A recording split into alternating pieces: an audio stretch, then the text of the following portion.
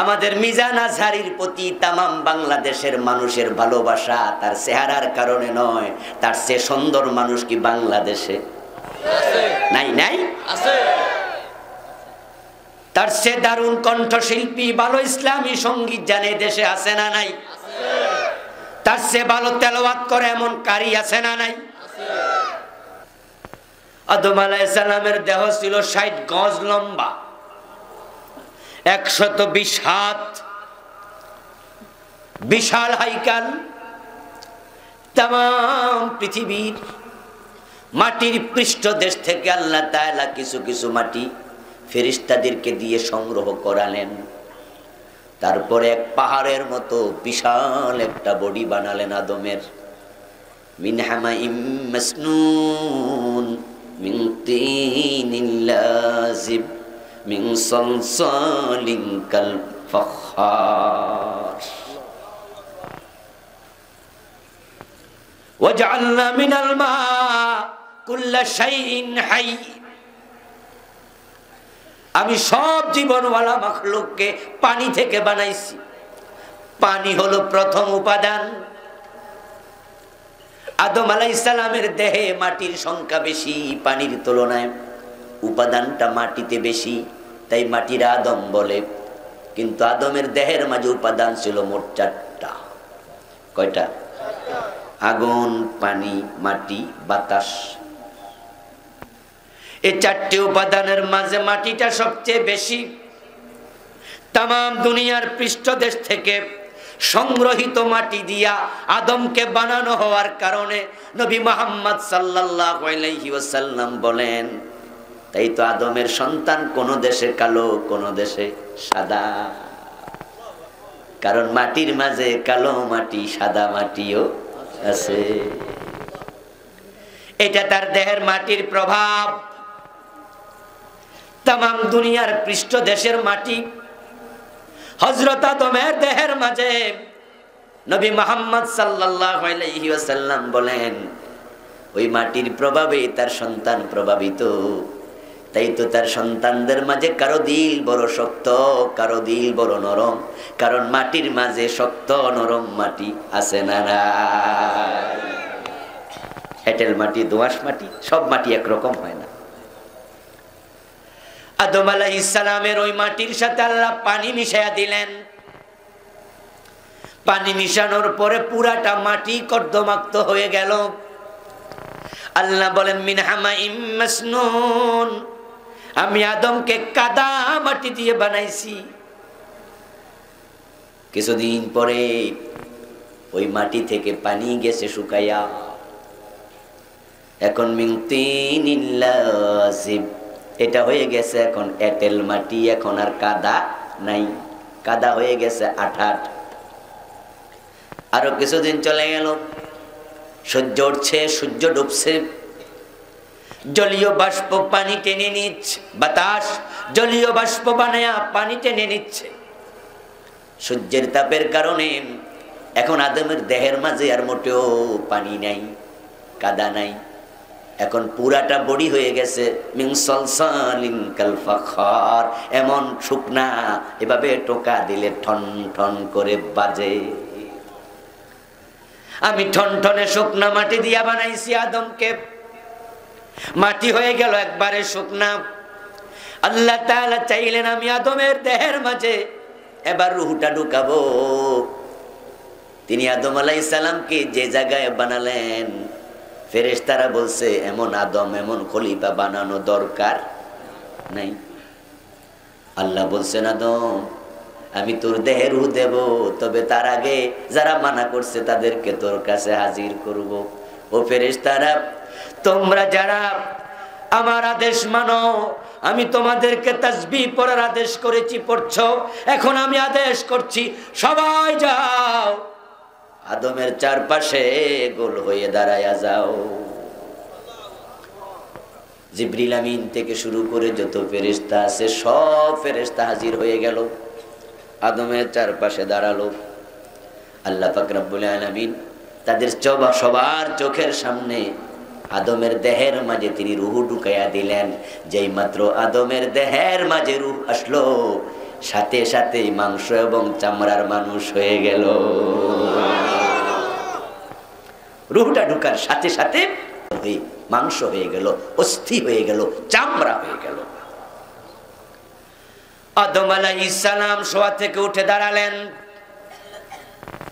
ফেরেশতারা তাকায়া তাকায়া সব ঘটনা দেখতেছে, আর ফেরেশতারা মনে মনে ভাবতেছে এই মিয়াই তো কয়দিন পরে মারামারি করব, রক্তপাত করব, তার সন্তানেরা এমনই হবে। আদম আলাইহিস সালামের ব্যাপারে ফেরেশতাদের ধারণাটা ভালো না একটু মন্দ? উত্তম নাকি অনুত্তম? কিন্তু নিজেদের ব্যাপারে আমরা তাসবিহওয়ালা, নিজেদের ব্যাপারে হলো আমরা উত্তম, আমরা তাসবিহ পড়ি, কোনো মারামারি। আর আদমের ব্যাপারে ধারণা মারামারি করব। আসলে আদমকে তারা তো এখনো চিনে না, বোঝে না। তারা আইডিয়া করছে আদমের আগে জমিনে জিন জাতি ছিল, তারা মারামারি করছে। ওই দিকে তাকাইয়া তারা ধারণা করছে আদমও মারামারি করবে, তার সন্তানেরা করবে। আল্লাহ ভালো জানেন আদমের ব্যাপারে ফেরেশতাদের মনে সুধারণা নাই, বরং তারা অনুত্তম ধারণা করে বসে আছে। তাই আল্লাহ পাক রব্বুল আলামিন আদমের কলবের ভিতরে, দেমাগের ভিতরে 1 সেকেন্ডের ভিতরে দুনিয়ার যত এলেম আছে সব ঢুকাইয়া দিলেন। ওয়াল্লামা আদামাল আসমা কুল্লাহা, যত মাখলুক আল্লাহ বানাইছে সব মাখলুকের নাম আল্লাহ ঢুকাইয়া দিলেন। কোন কোন মুফাসসির বলেন যেই জায়গাতে এখন ফেরেশতারা দাঁড়াইয়া আছে, আদম শোয়া থেকে উঠে দাঁড়াইছে, ওখানকার যত মাখলুক ডানে বামে সামনে পিছে উপরে নিচে আছে সবগুলার নাম আল্লাহ 1 সেকেন্ডের ভিতরে শিখাইয়া দিলেন। সুম্মা আরাদাহুম আলাল মালাইকা, এবার আল্লাহ তাআলা শিখালেন আদমকে, কিন্তু বস্তুগুলো পেশ করলেন ফেরেশতাদের কাছে। ফেরেশতারা তো দাঁড়ানো, তারা মনে মনে ভাবে তারা শ্রেষ্ঠ। এবার আল্লাহকে, ও ফেরেশতা বলো তো উপরেরটা কি, এই যে জলে এটা কি, এইটা কি, ওটা কি, এটা কি, ওটা কি বলো। فقال أنبئوني بأسماء هؤلاء إن كنتم صادقين, তোমরা যে নিজেদেরকে শ্রেষ্ঠ ভাবছো, সত্যবাদী হলে আমার কাছে নামগুলো বলো। قال سبحانك لا علم لنا إلا ما علمتنا, আল্লাহ তুমি যা শিখাও নাই তা আমরা জানি না, যতটুকু শিখাইছো শুধু ততটুকুই জানি। ইন্নাকা আনতাল আলিমুল হাকীম, তুমি মহাবিজ্ঞানী, তুমি মহাজ্ঞানী। ফেরেশতারা কয় সরি আমরা জানি না। ক্বালা ইয়া আদম, তারা যখন অপারগতা প্রকাশ করল, কোন মানুষ যখন জানি না বলে, সরি বলে, তখন তার বড়ত্ব থাকে না কমে? আল্লাহ ধাক্কা মাইরা কিছু কমাইলেন, একটু কমুক। ফেরেশতাদেরকে মানসিকভাবে একটু দুর্বল করে দিলেন। তাদের ভিতরে যে একটা বুঝ ছিল, ওই বুঝ সঠিক নয়, তারা শ্রেষ্ঠ এটা মোটেও ঠিক নয়। আল্লাহ একটা ধাক্কা দিয়া কিছুটা নরম করলেন, করে এবার আদমের দিকে তাকালেন। তাকাই আল্লাহ বলে, ইয়া আদামু আম্বিহুম বিআসমাইহিম, আদম তারা তো জানে না, তাদেরকে তুমি একটু জানাইয়া দাও। তুমি তাদেরকে খবর দিয়ে দাও, জানাইয়া দাও। আল্লাহ এটা বলে নাই যে আমারে জানাও, আম্বিহুম, যারা মনে মনে ভাবতেছে তারা নেতা শ্রেষ্ঠ, তাদেরকে একটু শরীক হইছে তো এখন জানাইয়া দাও। আদম আলাইহিস সালাম বলতে শুরু করলেন, মিয়ারা উপরেরটা সামিয়ানা, নিচেরটা বিছানা, এটা মাইকের মাউথ স্পেস, এটা হইলো লাইট।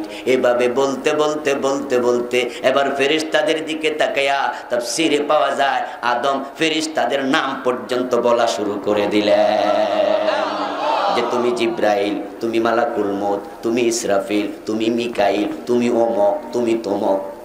ফেরেশতারা কয় খাইছে রে, বেডার বয়স তো 3 মিনিট, ঘটনা কি? কই কি রে, আমরা সামনে দেখলাম মারি হইয়া হইয়া রইছে, আমরা খারাই সব জানা লাগছে। সুবহানাল্লাহ করবেন। ফেরেশতারা তো অবাক অবাক, কি রে ঘটনাটা কি? আমরা কত আগে জন্ম নিছি, বানাইছে আমাদের আল্লাহ কত আগে, এটা যে সামিয়ানা আমরা তো জানি না। এই বেড়া ওইল মাত্র, জানলো কেন? আমার নাম জিব্রাইল, বেড়ার লগত আমার কোনোদিন দেখা হয় নাই, আমারে চিনলো কেমনে? সুবহানাল্লাহ সুবহানাল্লাহ। যখন আদম আলাইহিস সালামের ইলম প্রকাশ হতে শুরু করলো, ফেরেশতাদের মনে আদমের প্রতি শ্রদ্ধা তৈরি হয়ে গেল। আমার ভাইয়েরা, আমাদের দেশে মানুষ যেই মরিচ ছোট কিন্তু জাল বেশি, কি কয়? দান্না মরিচ। ছোট হইলে কি হয়েছে? আদম আলাইহিস সালামের বয়স কম কিন্তু ইলম অনেক। আদম আলাইহিস সালামকে গোপনে ইলম শিখিয়ে দিয়েছেন কে? এখন আদমের প্রতি তাদের শ্রদ্ধা বেড়ে গেল, তারা বুঝলো সাইছে কাম। আমার বন্ধু, এখানে যদি আজকে শ্রোতা মণ্ডলীর মাঝে কোনো কামিল মাদ্রাসার 50 বছর হাদিস পড়া এমন কোন মুহাদ্দিস থাকে, আর এখানে যদি 10-12 বছরের একটা বাচ্চাকে টেবিলে চেয়ারে বসিয়ে দেয়া হয়, সে যদি বুখারীর প্রথম পৃষ্ঠা থেকে মুখস্থ হাদিস বলা শুরু করে 4-5 পৃষ্ঠা অনর্গল টানা পড়া শুরু করে দেয়, যখন তারে শুরুতে 5 বছরের বাচ্চারে বসাইছে মাইকের সামনে, ওই মুহাদ্দিস বইয়া বইয়া মনে মনে কয়, এই ল্যাংটা পোলাপান কি ওয়াজ করব? এই বাচ্চা মানুষ, মাহফিল কমিটি কি পাগল হয়েছে, পিচ্ছি আনছে ওয়াজ করতে? কিন্তু যদি টানা 5 পৃষ্ঠা 10 পৃষ্ঠা বুখারীর ইবারত শোনায়, ওই মুহাদ্দিস মনে মনে কইব, খাইছে রে দান্না মরিচ। ঠিক কি না? এখন ওই বেটারে আর ল্যাংটা ফোলা কইব না, পিসিও কইব না, বরং যদি কাছে পায় কপালে একটা চুমু দিয়া দেবে, আর মনে মনে কইব, এরকম একটা ফুট যদি। ইলম যার আছে তার প্রতি মানুষের শ্রদ্ধা অটোমেটিক তৈরি হবেই। আমাদের মিজান আজহারীর প্রতি তামাম বাংলাদেশের মানুষের ভালোবাসা তার চেহারার কারণে নয়, তার চেয়ে সুন্দর মানুষ কি বাংলাদেশে নাই? নাই আছে। তার চেয়ে দারুণ কণ্ঠশিল্পী, ভালো ইসলামী সঙ্গীত জানে দেশে আছে না নাই? তার চেয়ে ভালো তেলাওয়াত করে এমন কারি আছে না নাই? আমার বন্ধু, ভালোবাসার একটাই জায়গা, যার বেশি ইলম থাকে তার প্রতি ভালোবাসা এমনি জেগে ওঠে।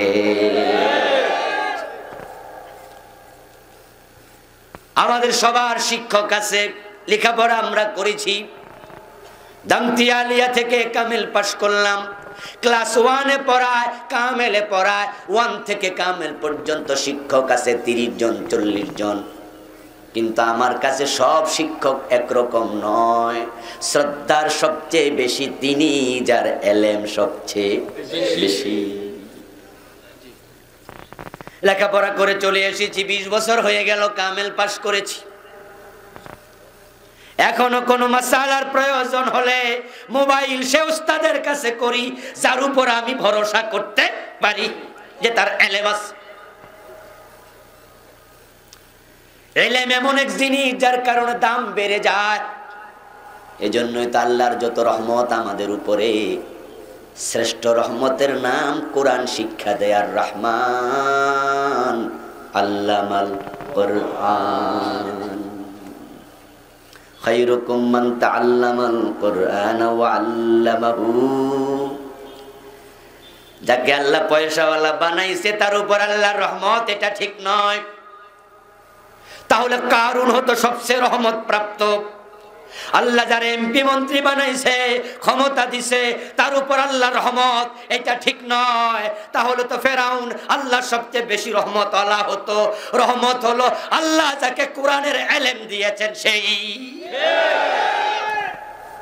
রহমান আল্লামাল কোরআন। রহমানের রহমতের সাথে কোরআনের শিক্ষা হচ্ছে জড়িত। আদম আলাইহিস সালামের প্রতি ফেরেশতাদের সম্মান বেড়ে গেল। ফেরেশতাদের অন্তরে আগে ছিল কি, এখন আসলো কি, সব ব্যাপারে আল্লাহ জানে কিনা? জানে। ইন্নাহু আলিমুম বিযাতিস সুদূর। আল্লাহ তাআলা যখন দেখলেন ফেরেশতাদের অন্তরে আদমের প্রতি শ্রদ্ধা এসে গেছে, আল্লাহ আর দেরি করলেন না, তিনি ঘোষণা দিয়ে দিলেন, উসজুদু লিয়া আদম, তোমরা যে আদমকে এতক্ষণ কেমন কেমন করছো, এখন আমি আল্লাহ বুঝে গেছি তোমরা তাকে দামি মনে করছো, আর যে দামি হয় সম্মান পাওয়ার অধিকার তার আছে না নাই? তাই সব ফেরেশতা আদমের একটা সিজদা মারো। ফাসাজাদাল মালাইকাতু কুল্লুহুম আজমাউন, একজনও বাদ নাই। জিবরিল আমিন থেকে শুরু করে যত ফেরেশতা সবাই একসাথে আদমকে সিজদা দিয়ে দিল।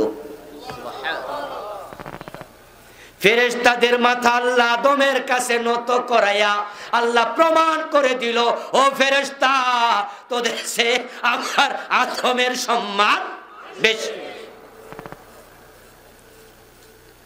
আল্লাহ তাআলা ফেরেশতাদেরকে দিয়ে আদম আলাইহিস সালামকে সিজদা করায়া বুঝালেন আদমের সম্মান জিবরিল আমিনের চেয়েও বেশি। তিনি আল্লাহর খলিফা, তার দাম খুব বেশি, খুব বেশি। এখন আদম তো একা খলিফা নয়, আমরাও তো আল্লাহর খলিফা। তাই তিনি কোরআনে বলেন, ওয়ালাকাদ কাররামনা বানি আদম, আমি শুধু আদমকে নয়, আদম সন্তানেরও সম্মান বাড়াইয়া দিছি।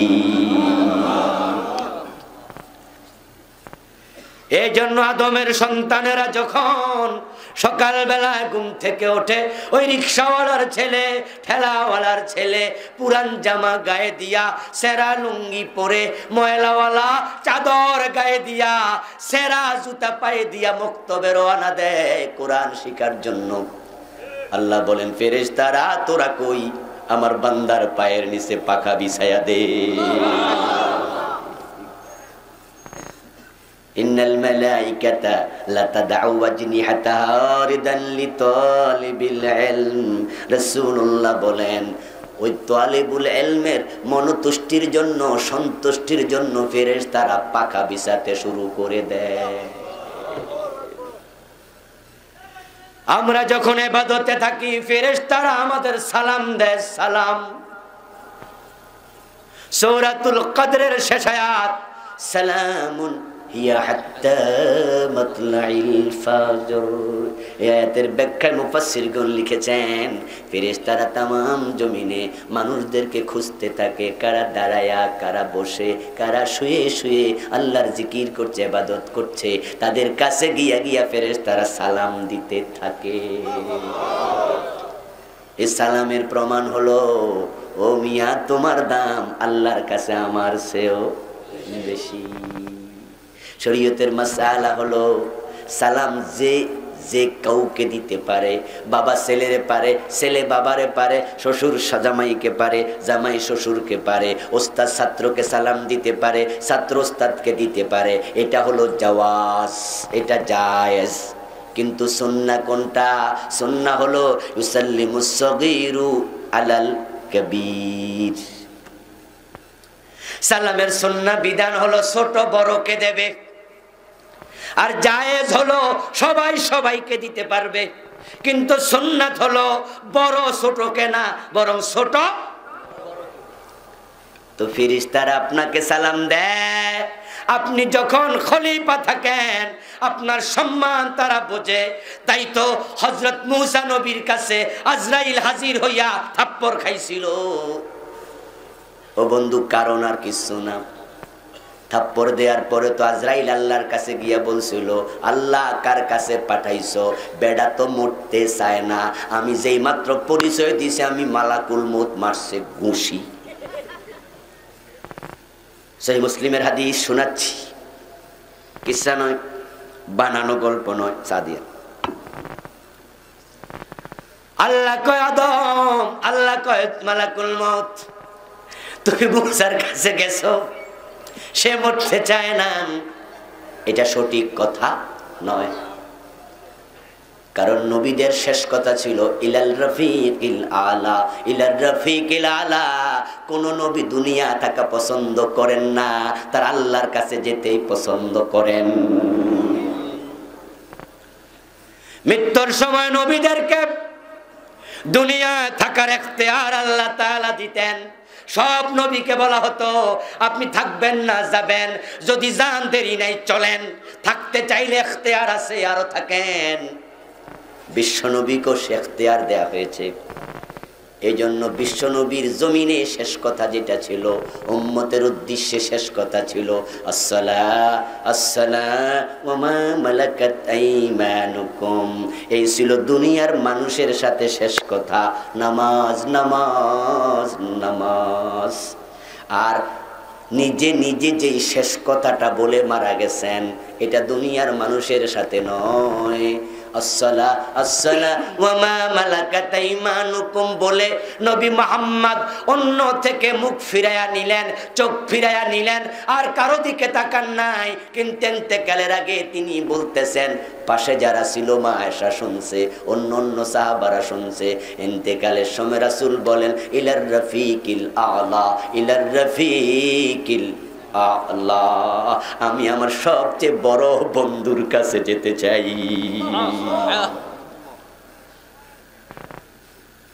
অর্থাৎ নবী মুহাম্মদ সাল্লাল্লাহু আলাইহি ওয়াসাল্লামকে ইখতিয়ার দিয়েছে মালাকুল মউত, থাকবেন না যাবেন।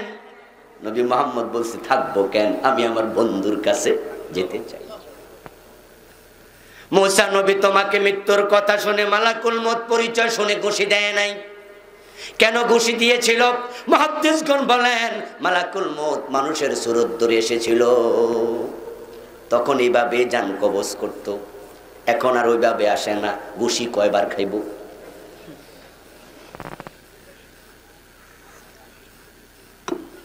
মালাকুল মউত এসে পরিচয় দিয়েছিল, আমি মালাকুল মউত, আমি আজরাইল। মুসা নবী ভালো করে জানেন মুসা নবীর সম্মান ফেরেশতা মালাকুল মউতের চেয়েও বেশি। পরিচয় দেওয়ার আগে মুহাদ্দিসগণ কেউ কেউ বলেন ঘুষি দেওয়ার কারণ সালামটা দেয় নাই, মুসা মেজাজি তাই ক্ষমা করে নাই। অন্য কেউ হইলে মাফ করে দিত, মুসা কই কিসের মাফ? শুধুমাত্র নবী মুসাকে নয়, আপনি খলিফা থাকা অবস্থায় যদি মারা যান, আল্লাহর অর্ডার প্রত্যেকটা খলিফাকে ফেরেশতা সালাম দিয়ে মৃত্যু দিতে হবে। আল্লাহ কোরআনে বলছেন الذين تتوفاهم الملائكة طيبين يقولون سلام عليكم। সুবহানাল্লাহ পড়েন। আল্লাহ বলেন যারা পবিত্র কালেমা সহ মারা যাবে, খেলাফতের উপর মারা যাবে, খেলাফত ক্যান্সেল হয় নাই, খলিফা থাকা অবস্থায় মৃত্যুবরণ করবে, মৃত্যুর ফেরেশতারা এসে তাকে দল বেঁধে লাইন ধরে সালাম দিতে থাকবে। সালাম দিয়া বুঝাইয়া দেবে তোমার সম্মান আল্লাহর কাছে আমার চেয়েও বেশি। তুমি ভয় পেও না, তুমি ভয় পেও না। আজরাইলের কথা শুনলে ভয় কে না পায়, কিন্তু আপনাকে সালাম দিয়া বুঝাবে, ভয় পাওয়ার কোনো কারণ নাই। ফেরেশতা আপনার পায়ের নিচে পাখা বিছায়া বুঝাইয়া দেয় তোমার দাম বেশি, সালাম দিয়া বুঝাইয়া দেয় তোমার দাম বেশি। এই সালামটা শুধু দুনিয়ায় নয়, মরার পরেও দেবে যদি খলিফা হয়ে মরতে পারো।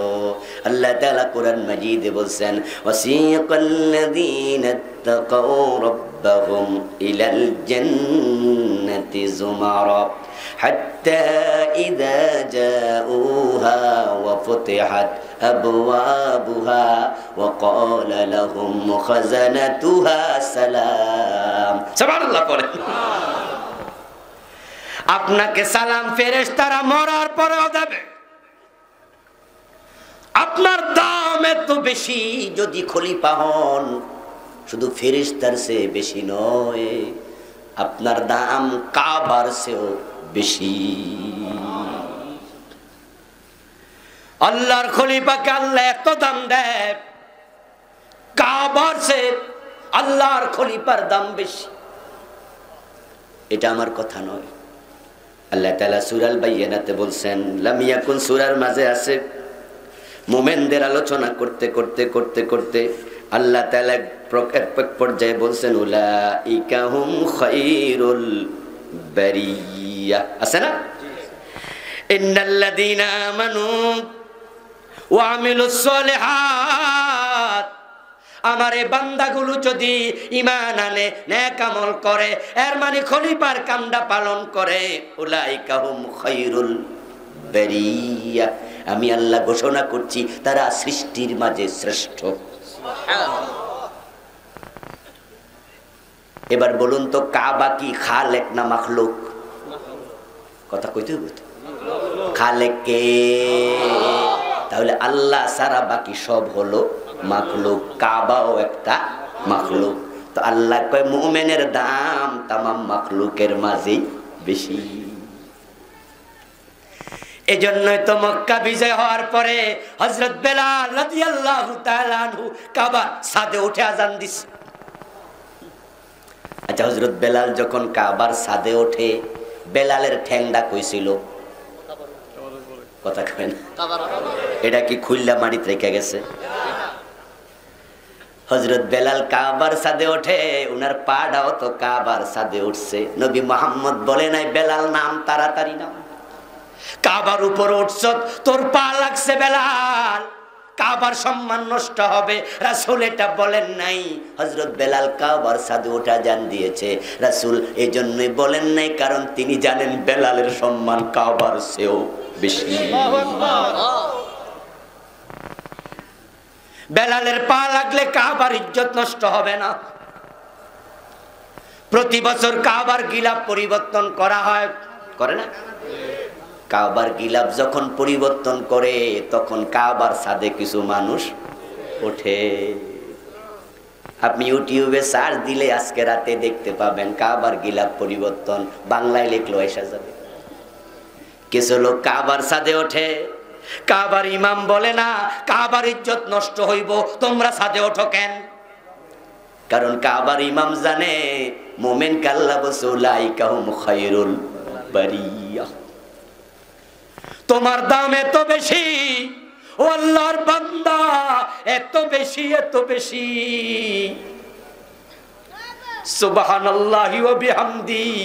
বিয়ার দিন দুলা যেমন, তামাম মাখলুকাতের মাঝে মুমিন ঠিক তেমন।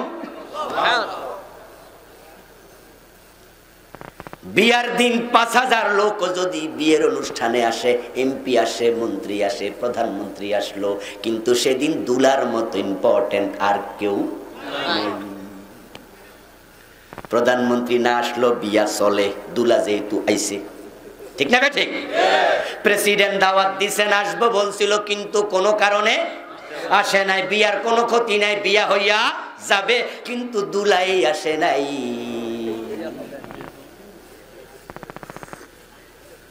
ঝামেলা আছে না নাই? قال النبي صلى الله عليه وسلم لا تقوم الساعة ولا أحد يقول الله الله। যদি মুমিন না থাকে দুনিয়া থাকবে না, একজন মুমিন থাকতে কিয়ামত হবে না। একটা মুমিন থাকলে আল্লাহ কিয়ামত দেবেন না। আল্লাহর কাছে একজন মুমিনের দাম কত বেশি। এবার আপনাদের কাছে আমি জানতে চাই, সবাই জবাব দেবেন, কিয়ামতের দিন শুধু মানুষ ধ্বংস হবে, ফেরেশতা হবে না? কুল্লু মান আলাইহা ফান ওয়া ইয়াবকা ওয়াজহু রাব্বিক, সুবহানাল্লাহ পড়েন। কুল্লু শাইইন হালিক ইল্লা ওয়াজহু, কেউ থাকবে না, কেউ না। মালাকুল মউত না, আজরাইল না, মিকাইল না, ইসরাফিল না, জিবরাইল না, সবাই ধ্বংস হবে তখন, কিয়ামত হবে যখন। কিন্তু একজন মুমিন থাকলে কিয়ামত হবে না। তাহলে বোঝা গেল জিবরিল যে বেঁচে আছে মুমিনের কারণে এখনো বেঁচে আছে।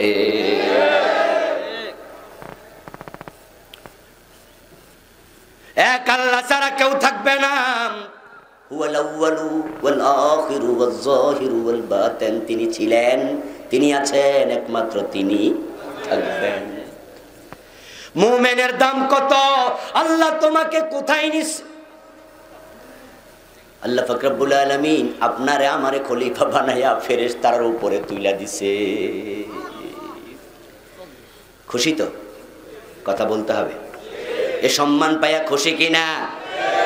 কিন্তু এবার ভালো করে শুনেন, যে কোরআনে এত সম্মানের কথা আল্লাহ বলছেন, সেখানে আবার বলেছেন সুম্মা রাদাদনাহু আসফালা সাফিলিন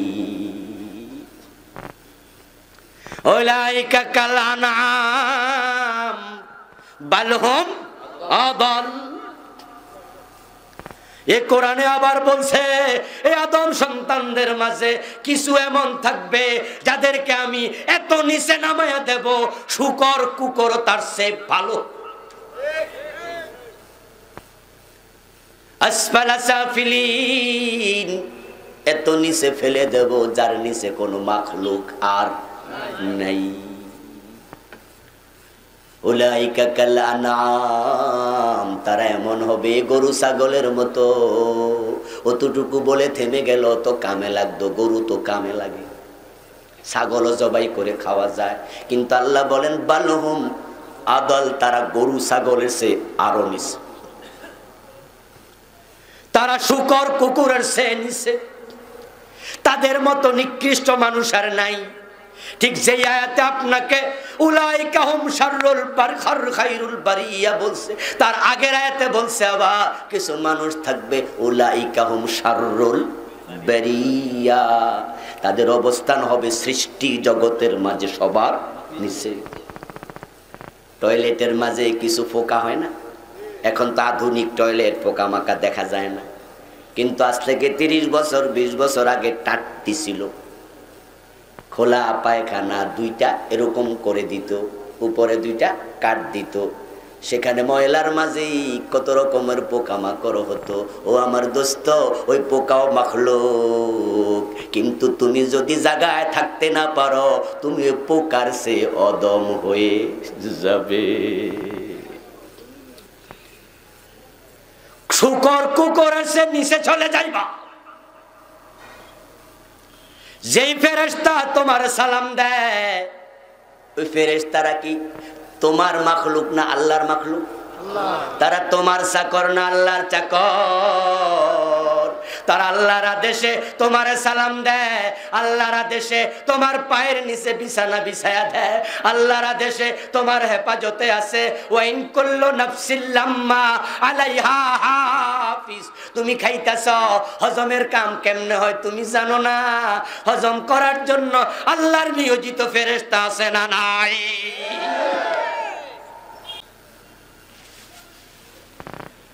আমার সামনে পিছে ডানে বামে দূরে বসে যারা শুনছেন কথাও, মাছের কাঁটা গালে বিদ্ধ হয় নাই, জীবনে একবারও হয় নাই এমন মনে হয় একটাও খুঁজে পাওয়া যাবে না। মাছ খাইতে গেলে কাঁটা আটকে নাই? আমার আটকিছে কয়েকবার, আপনাদের আটকে নাই একবারও? আটকিছে? আমার বন্ধু মাছের কাঁটা আটকে যেই মাত্র আটকা পড়ছে, কি যে কষ্ট।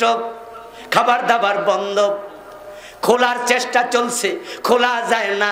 বাবা মা সবাই মিলে চেষ্টা করে, শেষ পর্যন্ত কয় বিড়ালের ঠ্যাং চাইপা ধর। এমন কুসংস্কারও কিছু এলাকায়। আমার বন্ধু মাছের কাঁটাটা খোলার পরে দেখেন এটা চোখের পাপড়ির মতো চিকন, কারণ আপনি তো দেখে খাইছেন, এত মোড়াটা তো আর ঢুকবো না, এটা তো আপনি ফালাইয়া দিছেন। এই চিকন মাছের কাঁটা আপনার গালে ঢুকলো, জিহ্বার পাশে ঢুকলো, দাঁতের কোনায় ঢুকলো, কিন্তু ঢোক গিলার পরে কণ্ঠনালী থেকে পেট পর্যন্ত আইছে, জীবনে সেখানে কয়বার ঢুকছে। কয়দিন আগে এক বেটা আমার সামনে, খাইতে বসছি একসাথে ঢাকা, আমাদের এক ভাই গল্প করতেছে, বুড়া মানুষ আগে কই মাছ সাবাইয়া খাইয়ে লাইতো, ভাজি করলে কই মাছের কাঁটা বাঁচত না। তা আমি বলতেছি খাইতো ওটা কেমনে? কয় কি ফুরা কই মাছ? কয় মাথা সহ খাইতো। আমার সামনে এক ভাই বসা, হে কয় আমি নিজে তো খাই। আপনি বুড়ার কথা কন কেন? আমি বললাম বলেন কি? খাইয়া দেখাইতেছি। সে তো বড় একটা কই মাছ আস্তা খাইয়ে লাইলো। দেখি আমি তাকাই রয়েছি, সাবাইতাছে। পরে দেখি হে সাবাই এক পর্যায়ে আমার বন্ধু, আমরা যখন ছোট মাছ খাইতে থাকি, যদি টের পাই যে গালে মনে লাইগা যাওয়ার সম্ভাবনা আছে, আমরা তাড়াতাড়ি ঢোক গিলে, যখন বুঝি ঢোক গিলা শেষ, তখন আমরা মনে মনে কই বাঁচলাম। ঠিক কিনা? অথচ কণ্ঠনালী থেকে গালের ভিতরে জায়গা হলো সামান্য, এখান থেকে পেট পর্যন্ত জাগার তো অভাব নাই। ঢোক গিলার পরে ওই কাঁটাগুলো আপনার হাতের ভিতরে কেন লাগে না?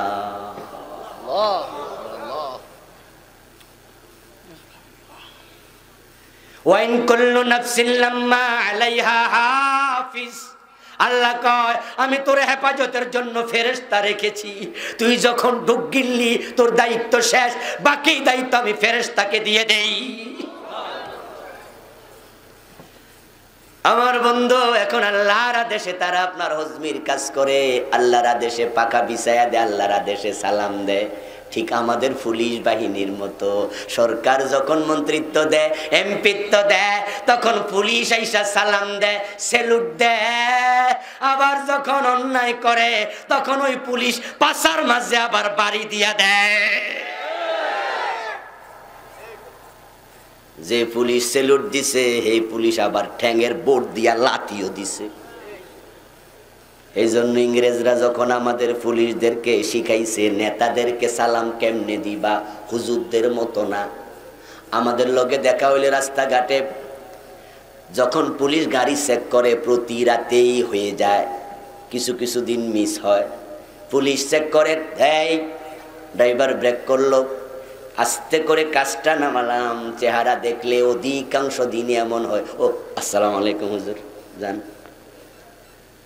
কিন্তু কই নেতাদের কেমনে সালাম দিও না, ওদের কেমন ভাবে দিবা, হাতের লগে ঠ্যাংটাও দেখাইও। ওদের কেমনে এমনে দিও, বুঝাইয়া দিও, সোজা হইয়া চলেন, এটা আছে, বেকা হইলে নিচেরটাও আছে। আল্লাহর ফেরেশতারা আপনাকে সালাম দেয়, আপনাকে সালাম দিয়া যান, কবজ করে। কিন্তু খেলাফতের জায়গায় যদি থাকতে না পারো, তুমি এত নিচে যাইবা, তোমার সাথে ফেরেশতার আচরণ কি হবে? কোরআনে পড়ুন, পাবেন। আল্লাহ তাআলা বলছেন, ও তারা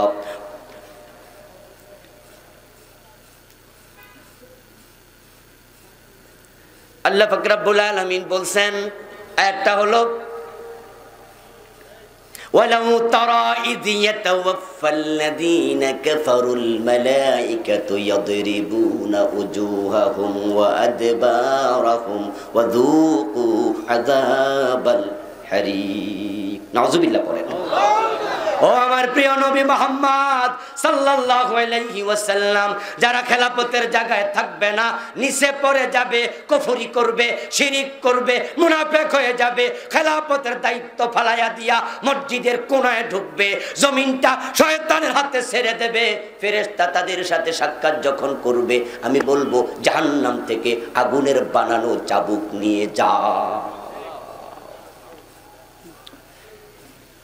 ولو ترى إذ يتوفى الذين كفروا الملائكة ফেরেশতা মৃত্যু দিতে যাবে, ইয়াদরিবুন উজুহাহুম, দেখা হওয়ার সাথে সাথে চেহারার মাঝে ওই চাবুক দিয়া পিটাতে শুরু করবে।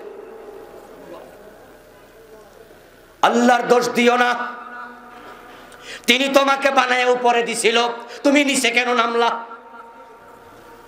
আর এটাই তো স্বাভাবিক, যেই বস্তু যত উপরে থাকে অ্যাক্সিডেন্ট করলে তত নিচে নামে। 10 হাত উপরে যদি ওঠেন কোনো গাছে, যদি সিটকে পড়ে যান 10 হাত নিচে নামবেন, 20 হাত উঠলে 20 হাত, 30 হাত উঠলে 30 হাত। আমার বন্ধু, আল্লাহ তো আপনাকে অনেক উপরে তুলছিল, আপনি যখন পড়বেন আপনি তো নিচেই যাবেন, এটাই তো স্বাভাবিক। সাইকেল যারা চালায় সমানে তাদের ইজ্জত হলো একবারে লো ক্লাসের, ওরা গরিব মানুষ। কোন সাইকেলওয়ালা চা দোকানের পাশে সাইকেলটা দাঁড় করাইয়া চা দোকানে ঢুকলে চা তারে চেয়ার ছাইরা দিয়া কেউ খাড়ায় না, বরং হে খাড়াই খাড়া চা খাওয়া লাগে যদি সিট না পায়। সে সম্মানী কম এবং তার ঝুঁকিও কম। রাস্তায় সাইকেল চালায়া যায় আর আসে, যদি কোথাও বিপদ দেখে ব্রেক কইরা খাড়াইয়া যায়, ঠ্যাংটা নামিয়া দেয়, অ্যাক্সিডেন্ট হয় না, ঝামেলাও নাই। কিন্তু যে প্রাইভেট কারে চড়ে হে যদি চা দোকানে ঢোকে 2-4 জন চেয়ার ছাইরা দেয়, অ্যাক্সিডেন্ট করলে মইরাও যায়। দাম যত বাড়বে ঝুঁকিও তত বাড়বে। পার্সোনাল হেলিকপ্টার আছে এমন মানুষের জমিনে আছে না নাই? পার্সোনাল হেলিকপ্টার আছে বাবা রে বাবা। হেলিকপ্টার যার আছে এলাকায় এমপি নির্বাচন করলে পাশ হয়ে যাবে, সবাই তারে দেখতে যায়, অমুকের ছেলে অমুকের বাবা। বাবা সম্মান তোমার বেড়েছে, সাবধানে থাইকো, অ্যাক্সিডেন্ট করলে লাশটাও খুঁজে পাওয়া যায় না।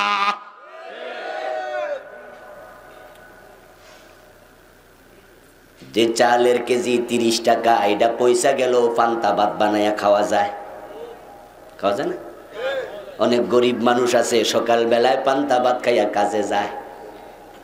ম্যাডাম রে কয়া তাড়াতাড়ি লবণ মরিচ আনো, পান্তা ভাত আনো। গরম লাগতেছে ভাই, দেখেন হাত ফাঁকা আছে কিনা। তাড়াতাড়ি আনো লবণ মরিচ পান্তা ভাত। ম্যাডাম তরকারি আপনার ভাতের পাতিল উল্টায়া নাকের কাছে নিয়ে দেখে কেমন কেমন গন্ধ। হাজবেন্ড রে কয় 5টা মিনিট দাঁড়াও আমি আসতেছি। কলে যাইয়া কল চাপে, ভাতগুলাকে গাঁটা দেয়, লাড়া দেয়, তারপরে পানি ফেলে দেয় 2-3 বার, পরে নাকের কাছে নিলে দেখে কোনো দুর্গন্ধ আর নাই। কিন্তু 80 টাকা শের যদি তুমি পোলাওর চাল কিনে বিরিয়ানি পাকাও, ওইটা যদি পচে পানিত নিয়া দুইয়া দেখো ওইটা নাই।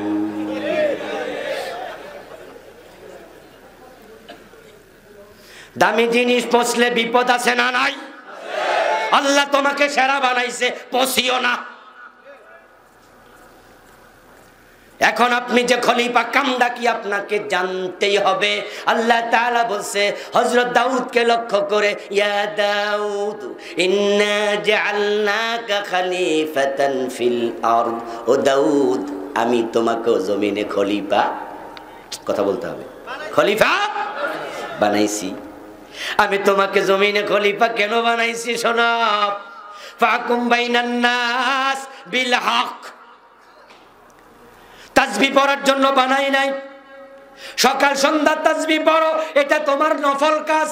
নফল কাজ দিয়ে জান্নাত পাওয়া যায় না, নফলের মাধ্যমে জান্নাতের মর্তবা বাড়ে। যদি জান্নাত পাইতে চাও ফরজ ছাড়তে পারবা না।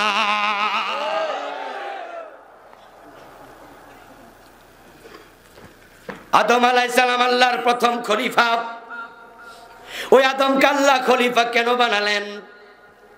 তাফসীর ইবনে কাসির প্রণেতা ইন্নী জাইলুন ফিল আরদি খলিফা এই আয়াতের আলোচনা করতে গিয়ে বলছেন, আল্লামা ইবনে জারির বলছেন, এর ব্যাখ্যা হলো ইয়াখলুফুনি ফিল হুকমে বিল আদলি বাইনা খালকি।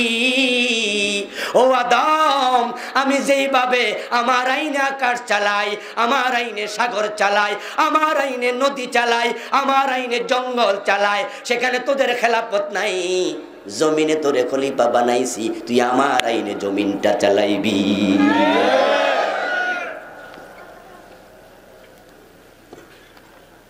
খেলাফতের মূল কাজ ফাকুম বাইনান নাস বিল হক।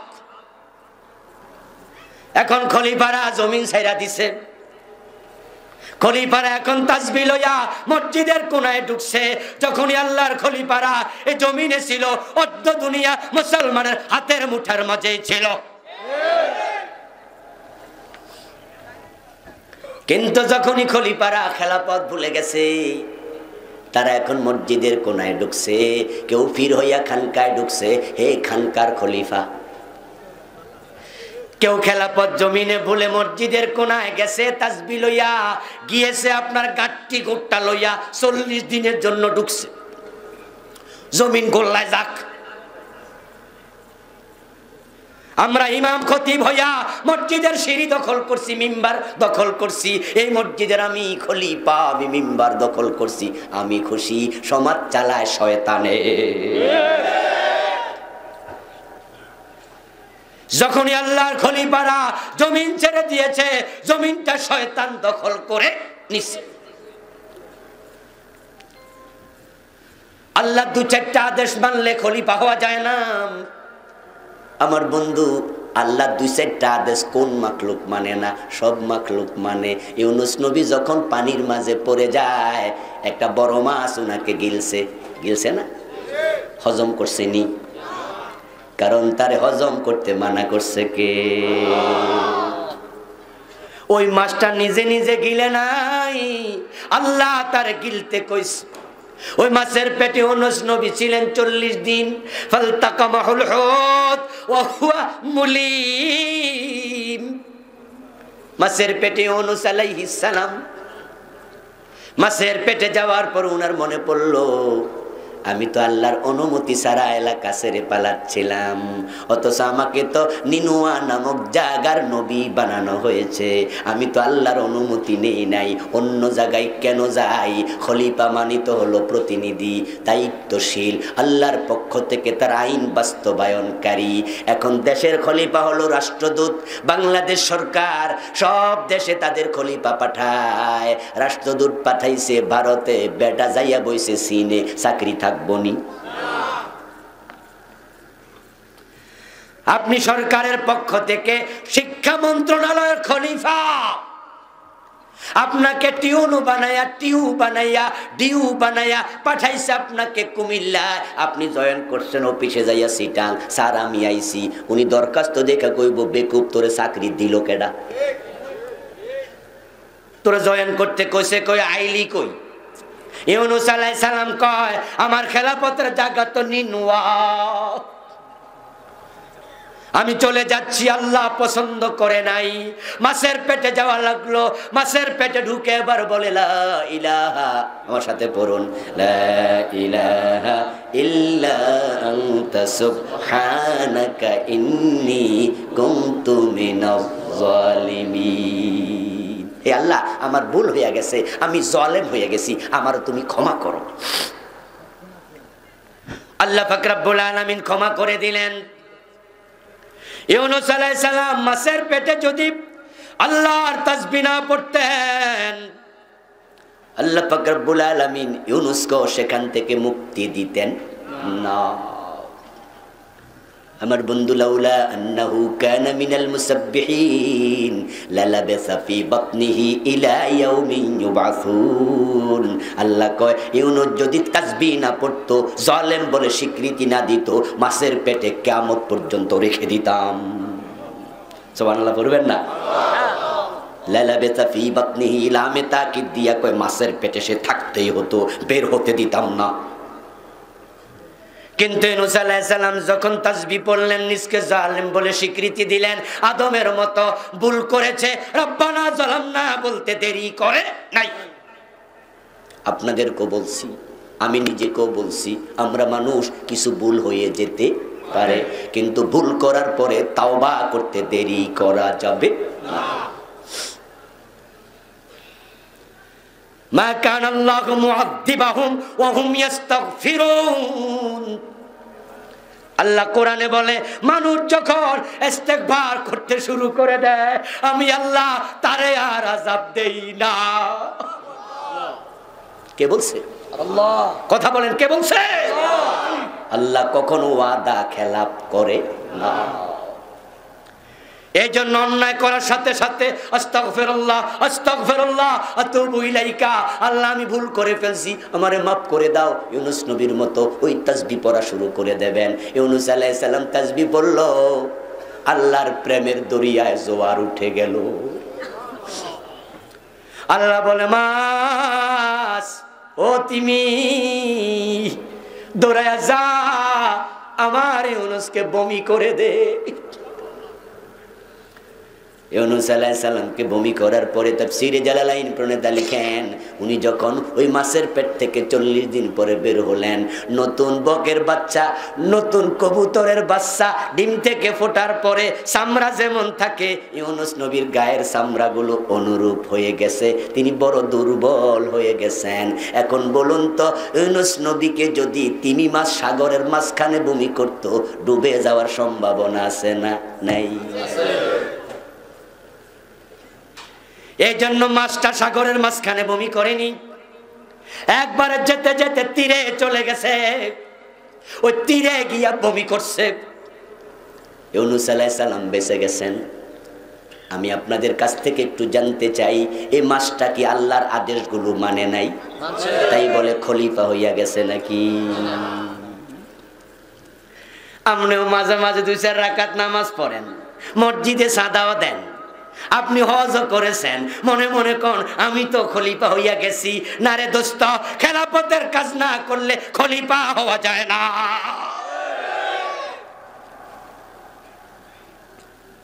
একটি হাদিসে পাওয়া যায় আল্লাহু ইলা জিবরিল আনাকলিব মদিনাতা কাদা বিআহলিহা। একটি হাদিসে আসছে আল্লাহ তাআলা একবার জিবরিল আমিনকে বলে, জিবরিল যাও অমুক এলাকায় অধিবাসী সহ উল্টায়া দিয়ে আসো, এ মানুষগুলো ভালো না, আমি রাখবো না, জমিনটা সহ উল্টায়া দেব। জমিন উল্টায়া মাইরা ফেলছে এমন জাতি পৃথিবীতে আছে কিনা? কোন নবীর উম্মত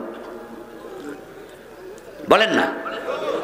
লূত আলাইহিস সালামের উম্মত কওমে লূত। আল্লাহকে আমি জমিন উল্টাইছি, কোরআনে আছে ফাজআলনা আলিয়াহা সাফিলাহা ওয়া আমতারনা আলাইহিম মাতারা।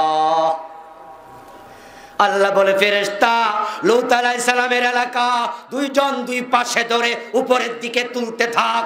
ফেরেশতা কোদাল দিয়া কোপ দিলে যেমন মাটি ওঠে, 2 জন 2 পাশে আঙ্গুল দিয়ে এইভাবে দিছে, পুরা এলাকা হাতের মুঠোয় নিছে। আল্লাহকে উপরের দিকে তোল, উপরের দিকে তুলতেছে। ওয়া আমতারনা আলাইহিম মাতারা, আল্লাহ বলে বৃষ্টির মতো পাথর নিক্ষেপ শুরু করে দিলাম। ওয়া আমতারনা আলাইহা হিজারাতাম মিন সিজিল, পাথর মারতেছি, পাথর মেরে ভুসি বানায়া ছেড়ে দিলাম। তারপরে এবার আলিয়াহা সাফিলাহা, ফেরেশতাদেরকে বললাম এবার উল্টাইয়া ছাইরা দে। ও 2 জন ফেরেশতা উল্টাইয়া ছেড়ে দিছে, এমন ভাবে জমিনে পড়লো সাগর হয়ে গেছে।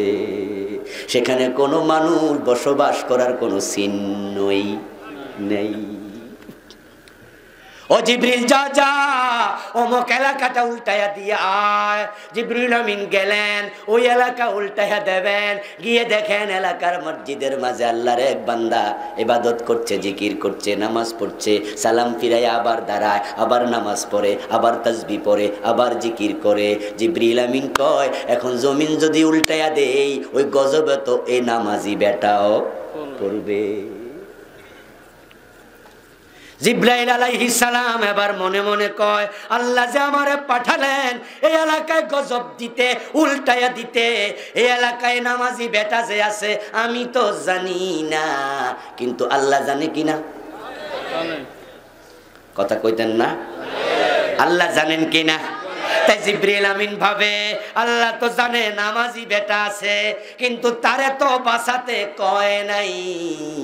ঘটনা কি?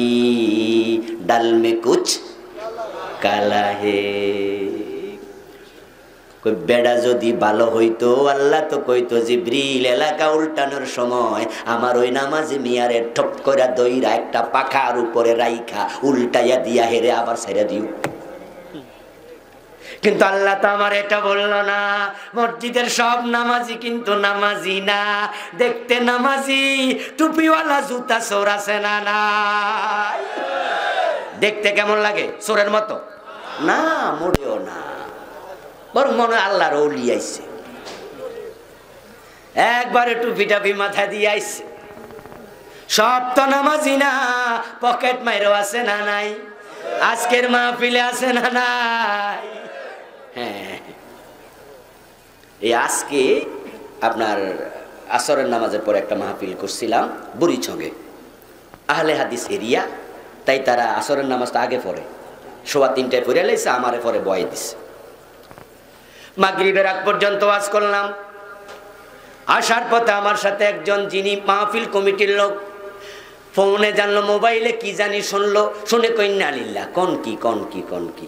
আরে তো মোবাইল কাটার পর আমি কইলাম হইছে কি? কই হুজুর 3-4টা মোবাইল নাকি চুরি হয়ে গেছে। ওই মাহফিলে মোবাইল চোর আছে, আজ এখানে নাই, ঠিক না? এখানে থাকার সম্ভাবনা আছে না নাই? কিন্তু বেডারে দেখতে কি চোরের মতো লাগেনি, বেডার টুপি মাথা দিয়ে আইছে।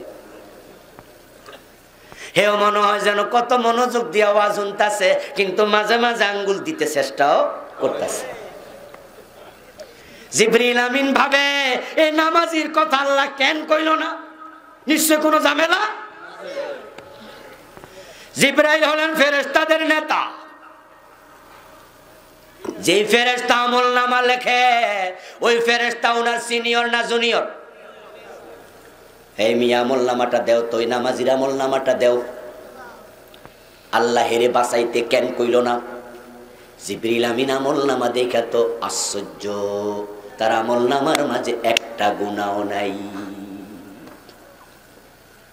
জিবরাইল এবার আল্লাহরে কোয়া শুরু করছে, ইয়া রাব্বি ইন্না ফীহিম আবদাকা ফুলানা লাম ইয়াসিকা তারফাতা আইন। আওয়াজ করে সুবহানাল্লাহ পড়েন। ও আমার আল্লাহ, এমন এক বান্দা এখানে পাইছি, চোখের পলক পড়তে যত সময় লাগে এই পরিমাণ সময়ও সে গুনার কাম করে নেই।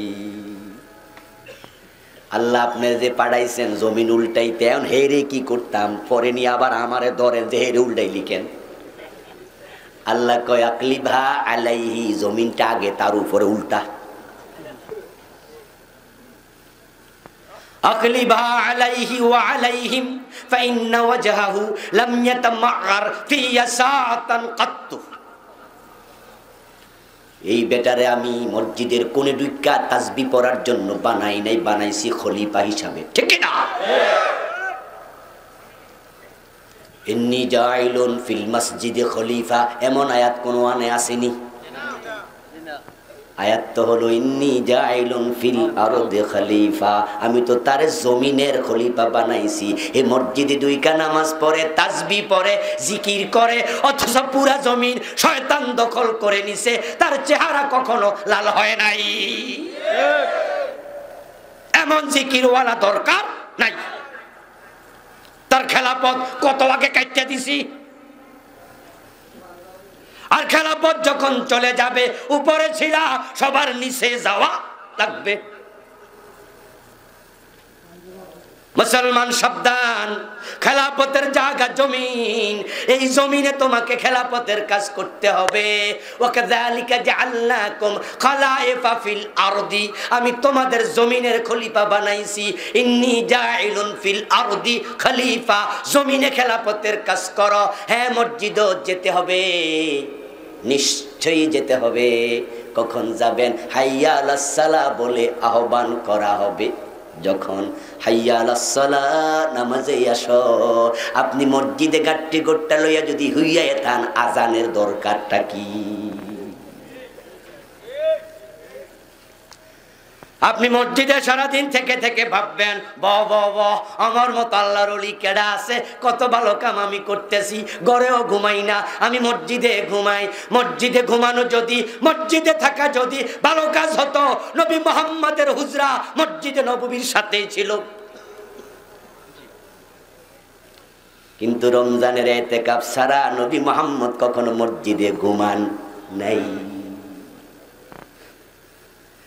সহিহ বুখারী পড়েন, রাসূলুল্লাহর হাদিস পাবেন, একদিন ইতিকাফ চলাকালে রাসূল সাল্লাল্লাহু আলাইহি ওয়াসাল্লাম মসজিদে নববীর জানালা দিয়া নিজের মাথাটা এইভাবে হুজরার ভিতরে ঢুকাইছে।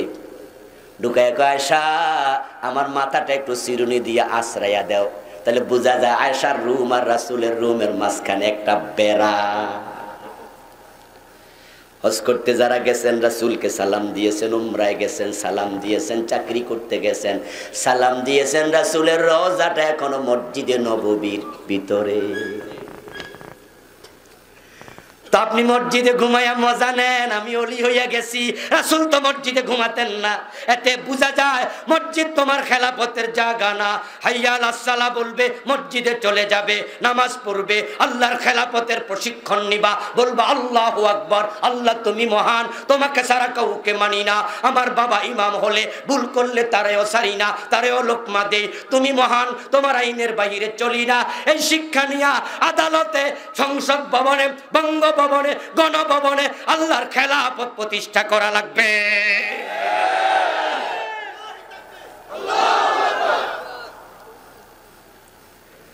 এই জন্য আল্লাহর বক্তব্য কি এবার দেখেন কত সুন্দর। হাইয়া আলাস সালাহ বলছে, ও জমিনের খলিফারা তোমরা মসজিদে আসো, সবাই দল বেঁধে মসজিদে যেতেই হবে। আকিমিস সালাতা লিযিকরি, তুমি নামাজ কায়েম করো আমি আল্লাহকে স্মরণ রাখার জন্য। নামাজ থেকে বের হইয়া আমি আল্লাহকে ভোলা যাবে না। এখন আপনি হাইয়া আলাস সালাহ বলাতে মসজিদে গেলেন, নামাজ শেষ। এবার আল্লাহর বক্তব্য কি? ফাইযা কুদিয়াতিস সালাতু ফাতাশিরু ফিল আরদ। ও আল্লাহর খলিফা, নামাজ শেষ হয়ে গেছে, এখন আর মসজিদে বসে থাকা দরকার নাই, আবার খেলাফতের জায়গা জমিনে চলে যাও। ফাইযা কুদিয়াতিস সালাতু ফান্তাশিরু ফিল আরদি, আমি তোমারে জমিনের খলিফা বানাইছি, জমিনে চলে যাও। ও মসজিদের খতিব, শুধুমাত্র নামাজ পড়ায়া তুমি তোমার দায়িত্ব শেষ করবা না। মসজিদের যেমন ইমাম হয়েছো, সমাজের ইমামও তোমাকে হওয়া লাগবে।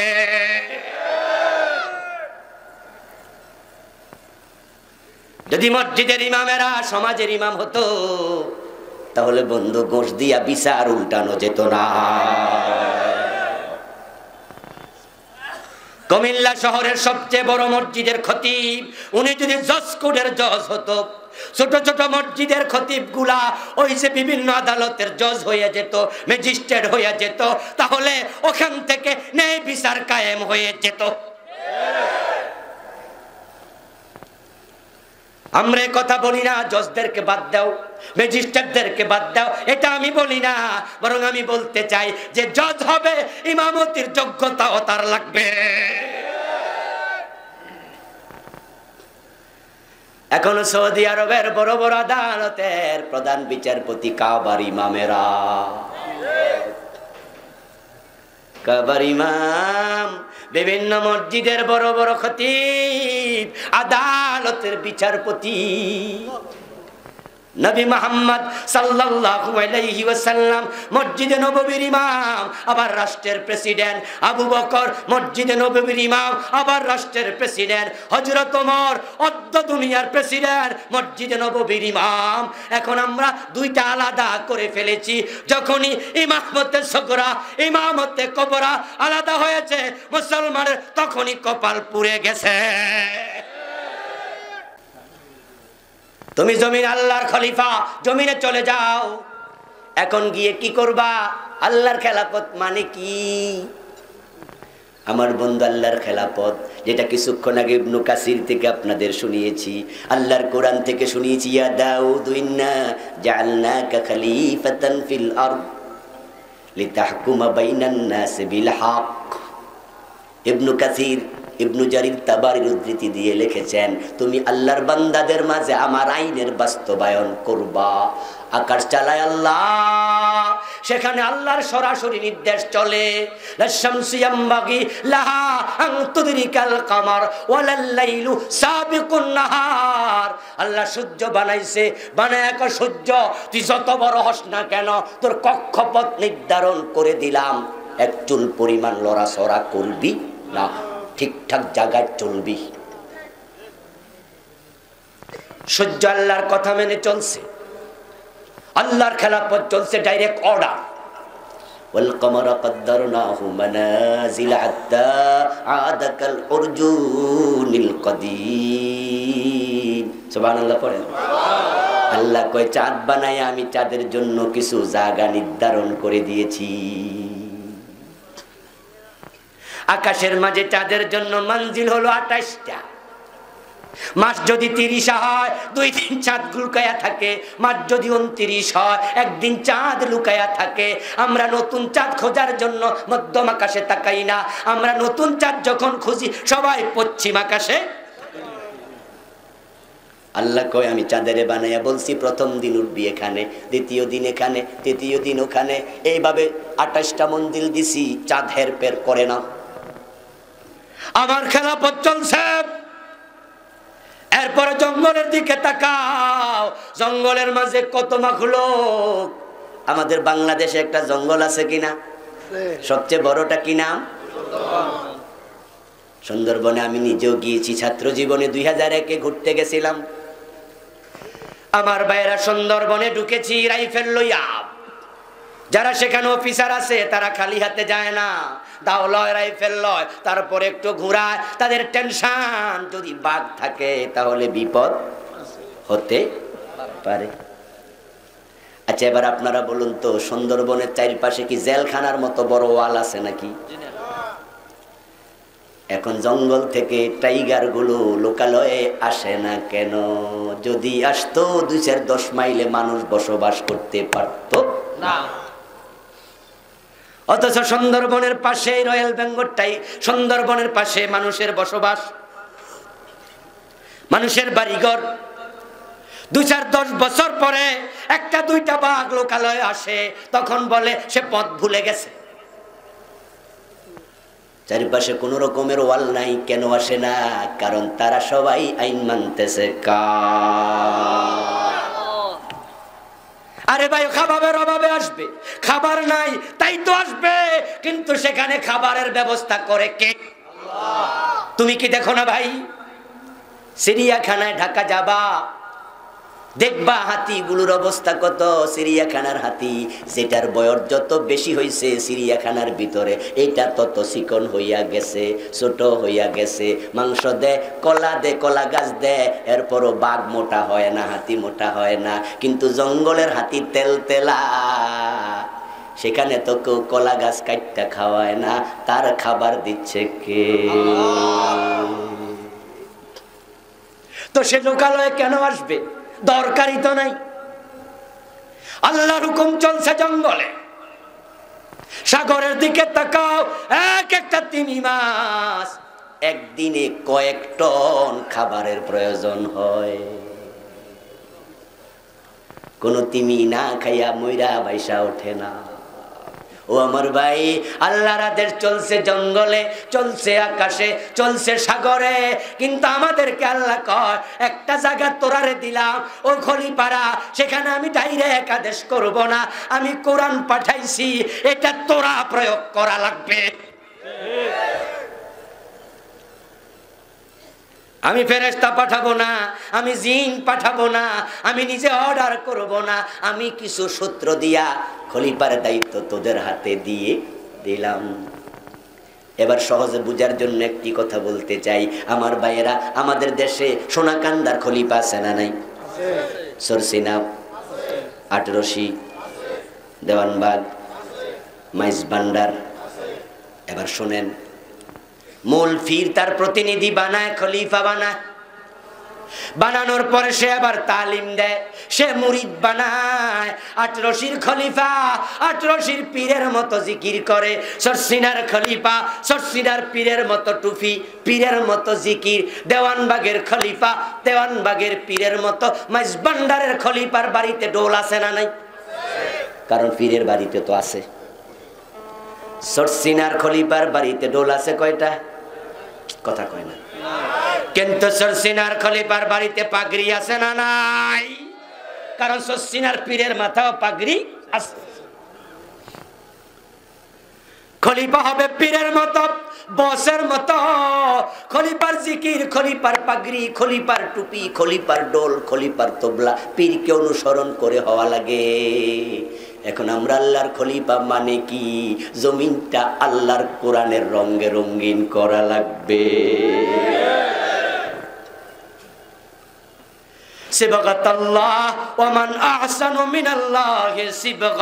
তোমরা আল্লাহর রঙে রঙিন হয়ে যাও।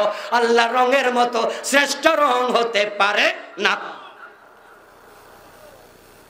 মানুষ আল্লাহর খলিফা, আল্লাহর বিধান বাস্তবায়নের জন্য। এটা নতুন ওয়াজ না, আপনারাও জানেন, সবাই এটা জানে। কিন্তু আল্লাহর খেলাফতের কথা কেন সবাই বলে না? সব পীর বলে না, সব খতিব বলে না, সব আলেম বলে না। যদি বলতো আল্লাহর কোরআনের আইনে অনেক আগেই বাংলাদেশ চলতো। জিকিরের কথা সব পীর কয়, কিন্তু আল্লাহর আইন ধরে হাসর দইরা হাত কাটো এটা কেন কয় না? কারণ তারা জানে সোর হাত কাটার কথা কইলে নেতারা খেপে যাবে। কারণ অনেক নেতার তো হাত থাকবে না যদি আইন কায়েম হয়ে যায়। মদ খাইলে 80 বেত লাগাও, এটাই তো রাসূলের আইন। এই আইনের কথা কেন বলে না? কারণ তারা জানে নেতারা অনেকে রাগ হয়ে যাবে। কারণ অনেক নেতা তার ছেলেরা গাঁজা খায়, এমন আছে না নাই? ভালো নেতা আছে, তবে সংখ্যায় খুব কম। এই জন্য কয়েকদিন আগে নেতুল্লাহ আব্বাসী সাহেবের একটা বক্তৃতা খুব মজাই লাগছে। উনি বলতেছে, তুমি যদি রাইতে 80 রাকাত নামাজ পড়ো নফল, 70 রাকাত পড়ো, ঢাকা ক্লাবে গিয়া বদমাশি করে কে?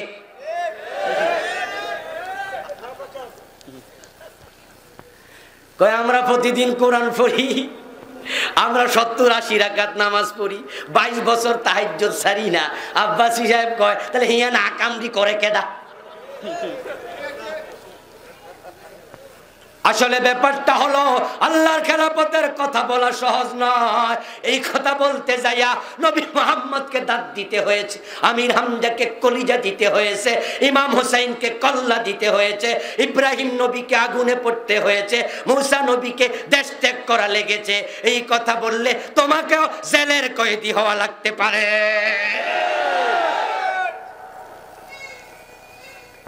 এই জন্য আল্লাহর খেলাফতের কথা আপনি বলছেন না। আমরা আলেম ওলামারা খেলাফতের জায়গা ছেড়ে দিছি।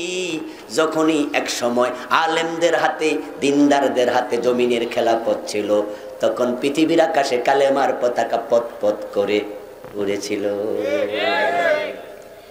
কবি নজরুল বলেছেন, অর্ধ পৃথিবী করেছো শাসন, দুলার তত্ত্বে বসে, খেজুর পাতার প্রাসাদ তোমার বারে বারে গেছে খসে। আমরা স্পেন শাসন করেছি 700 বছরের বেশি। এ ভারত উপমহাদেশ মুসলমানের হাতে ছিল 800 বছরের বেশি। আমরা রোম শাসন করেছি, পারস্য শাসন করেছি, অর্ধ পৃথিবী তোমাদের হাতে ছিল। যখন তোমরা খলিফার জায়গায় ছিলে, যখন মসজিদের কোনায় ঢুকছো, খেলাফত ছেড়ে দিয়ে খানকায় ঢুকে গেছো, তখন জমিনটা শয়তান দখল করে নিয়ে গেছে। এই জন্য আল্লাহর খলিফা হিসাবে মরতে চাইলে আল্লাহর কোরআনের আইনের পক্ষে আসা দরকার আছে না নাই? আসা দরকার আছে না নাই? কোরআন কোন দলের, কোন একক ব্যক্তির ওটাও নয়। ও বন্ধু, এই কথাগুলো বললে কালকে দিন কায়েম হয়ে যাবে, ব্যাপারটি তা নয়। দিন কায়েম হোক আর না হোক, জমিন আল্লাহর খেলাফত প্রতিষ্ঠিত হোক আর না হোক, এই কথাগুলো বলার কারণ বলতে বলতে মরে যাব, আল্লাহর কাছে বলতে পারবো, আল্লাহ তোমার খেলাফতের পক্ষে ছিলাম।